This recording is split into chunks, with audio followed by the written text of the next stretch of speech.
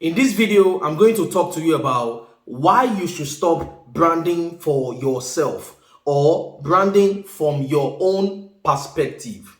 In 2013, when I launched my first jewelry brand, Mandelax, it was in the early days of e-commerce in my home country, Nigeria. And I talked a lot about that story. I shared that story in this video, so you can check it out later if you want. It was also a time where there weren't so many online coaches, so many business coaches as we have them today, myself included. So when I was starting my business, when I was growing it, I had to do everything based on my own intuition, based on my own idea. I was just following whatever the spirit told me. So all I did was just a bunch of guesswork, a bunch of just mismatching stuff and see what works and what doesn't work. But somehow it turned out to be okay, because even though I didn't know what I was doing, I tailored my branding to my shopping habits, which means that, I was looking at the stores that I was shopping from, and I was, looking like, what are they doing that I can do? What are they doing that makes their store look the way it looks, that makes me love their store? I replicated whatever I saw them doing then. And that's how I kind of built my initial branding. And fortunately for me, it worked. It worked very well. Now, why did it work? Well, what I think that made it work is the fact that I was in a blue ocean. So what is a blue ocean? A blue ocean is kind of like, where you are the only one swimming in the sea. Because when you are the only one swimming in the sea, it means that there are no sharks there. So it means that you are not going to get bitten. So it's not bloody. The water is not bloody yet. So that's the reason why it kind of survived, because I was the first person in my niche in Nigeria back then. So I enjoyed a lot of monopolistic advantage when I came into the market, because people didn't have any other choice. They didn't have a lot of choice that they could go to. So there was no basis of comparison. So this is what I think made my branding work the way it did. But that was all in 2013. So if I had to do my brand again today, if I had to build my brand today rather, if I have to do everything that I did back then, if I had to do it all over again, like, how would I make people fall in love with my brand? And that's what I want to talk about in this video. So what really do I mean by making people fall in love with your brand? When building a jewelry business, you are not building it for yourself. Let me repeat it again. When building a jewelry business, when building a brand, you are not building it for yourself. And this is one very big mistake that a lot of people make that cause their business to collapse. Jewelry is one of those saturated and competitive business online today.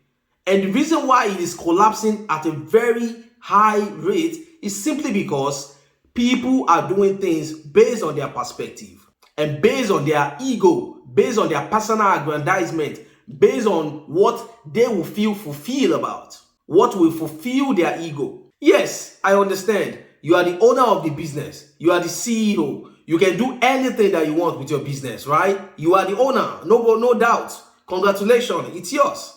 But then let me ask you one question. Can you also patronize yourself? Absolutely not.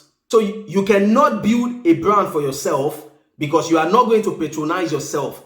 And that's the reason why the first step to building a brand is to actually understand the people who are going to patronize your brand.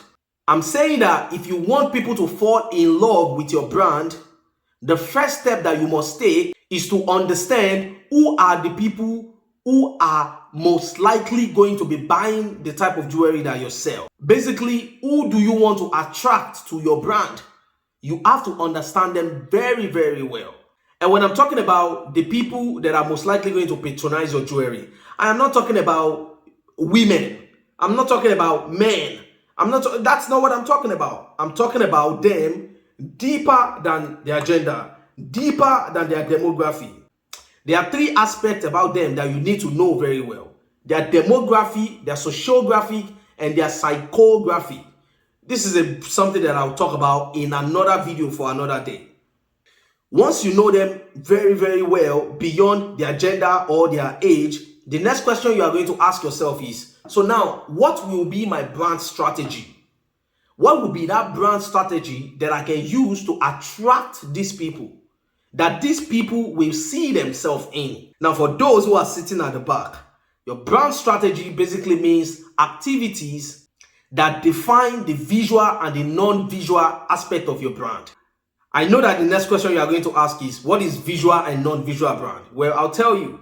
Your visual brand has a lot to do with your brand identity. Things that people can see visually. Your name, your logo, your font, your beautiful color and all of that. The non-visual aspect of it has to do with the perception of your brand. This is the part that people do not see. A lot of people tend to pay more attention to the visual aspect of your branding than the non-visual aspect, which is the part that is actually the one that brings in the money, that generates the sales the most.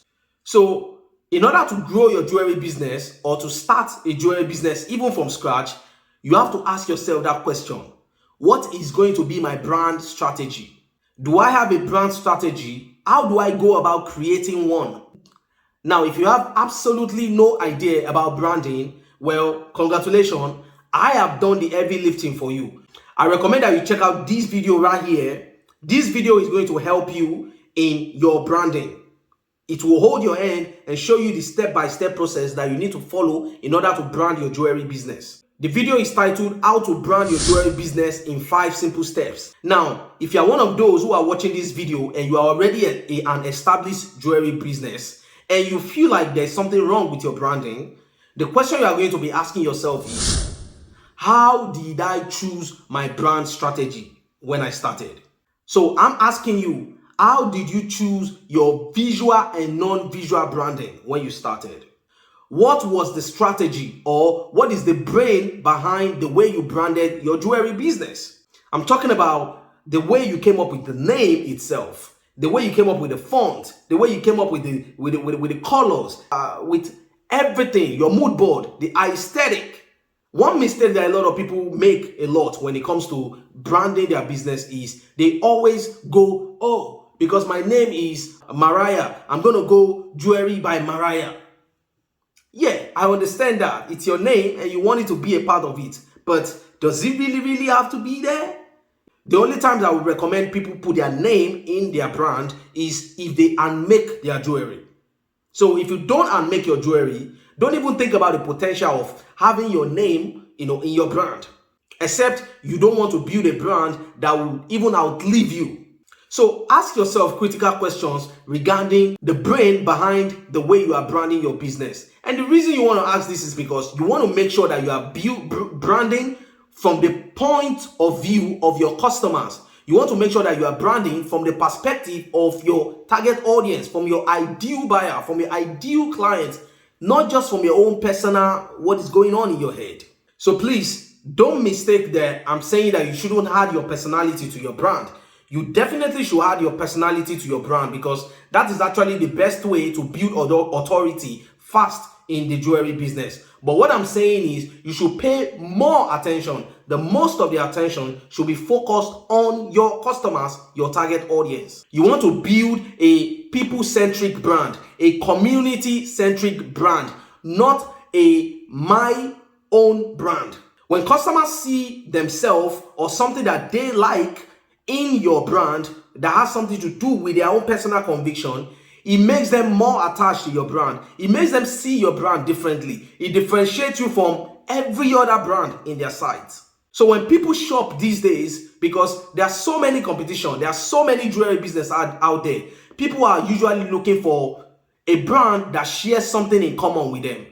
They are looking for something that aligns with their belief, with their style. When they see themselves or something that they like in your brand, it helps them to want to patronize you because they feel like you have something in common. They feel like you are comrade.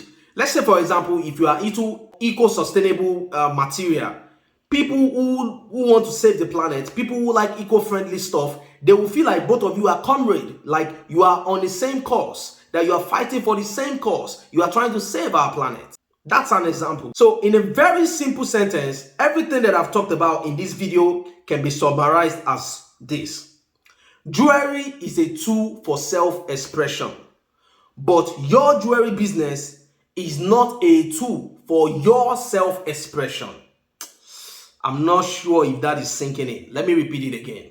Jewelry is a tool for self-expression, but your jewelry brand is not a tool for your own self-expression.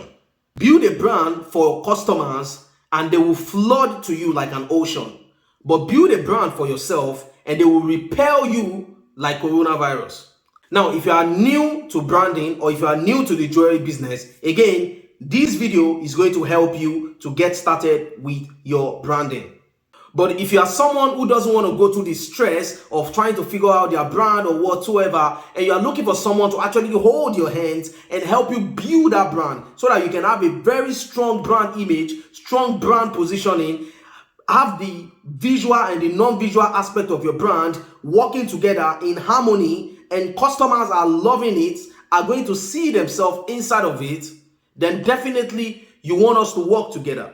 So basically, if you are looking for a done-for-you one-on-one coaching so that we can brand your business the right way, then definitely you are in the right place. And all you have to do is click the link below that says work with me, or the link that says book a call. When you click on that link, it will take you to a page where you can book a call with me. It will be a 30 minutes or 45 minutes free clarity call. What is the worst that can happen in this call? If you don't happen to work with me, you will still walk away learning one thing or the other. But I guarantee you that if your intention is to look for someone that will help you brand your jewelry business the right way, or even coach you generally about jewelry business, getting started, growing and scaling your business, you are in the right place, because everything is what we are going to discuss in that call. So if you enjoyed this video, you already know what to do. Subscribe to the channel, like, and maybe leave a comment. Tell me which part of this video resonates more with you, or do you like the most? And then, maybe I will leave a comment, maybe I will take the conversation further, and maybe it might result into me making a follow-up video to this video. And if you have any suggestion or topic that you want me to talk about, leave it in the comment below. I would love to create more topics like this. I would love to create more content that helps you grow your jewelry business. And don't forget to follow me on Instagram. On Instagram is where I put out content every blessed day. So follow me on Instagram, and I'll see you in the next video. Peace out, y'all.